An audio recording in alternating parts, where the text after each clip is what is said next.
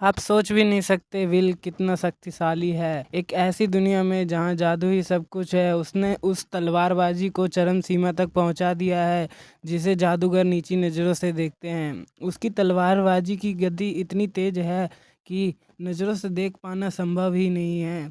अपनी रहस्यमयी फुर्ती के साथ वह एक पल में 3 सेंटीमीटर स्लैश कर सकता है। यह देखकर आयरिस के मन में जादू को लेकर बनी धारणा टूट गई। उसकी समझ में जादू ही सब कुछ था और बाकी सब बेकार था।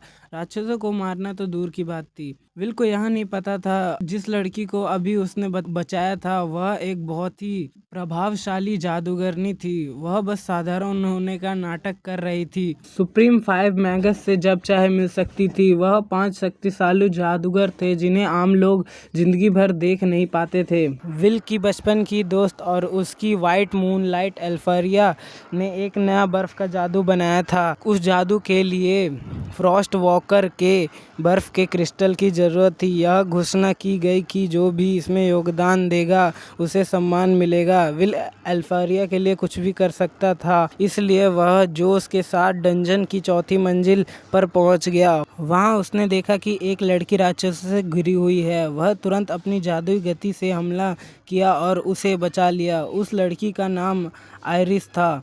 उसने विल को पहचान लिया कि यह वही बिना जादू वाला लड़का है जिसे सब कमज़ोर समझते हैं, लेकिन आयरिस ने उसका मजाक नहीं उड़ाया बल्कि उसके काबिलियत का सम्मान किया। बातचीत के दौरान विल को बर्फ के बड़े टुकड़े मिले, जिसका मतलब था कि पास ही में कोई विशाल श्रेणी का राक्षस है। तभी उनके सामने फ्रॉस्टलिंग आ गया।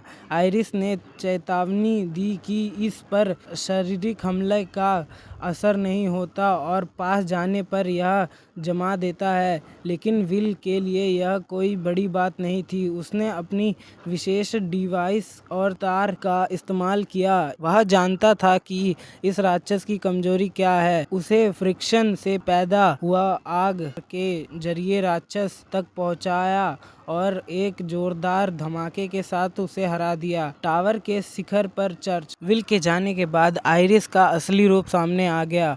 वह एक टैलेंट स्काउट थी। उसने सीधी उस टावर के टॉप फ्लोर पर चल गई जहां सुपर 5 मैगस की बैठक हो रही थी। उसने विल की सिफारिश की, लेकिन अन्य शक्तिशाली जादूगरों को लगा कि बिना जादू के लड़के को शामिल करना मजाक है। अंत में यह तय हो गया कि मैजिक फेस्टिवल विल का प्रदर्शन देखा जाएगा। सबके जाने के बाद केवल बर्फ की जादूगरनी एल्फरिया वहां रुकी रही और विल की प्रगति देखकर मन ही मन मुस्कुराई। सच में बहुत दिलचस्प है।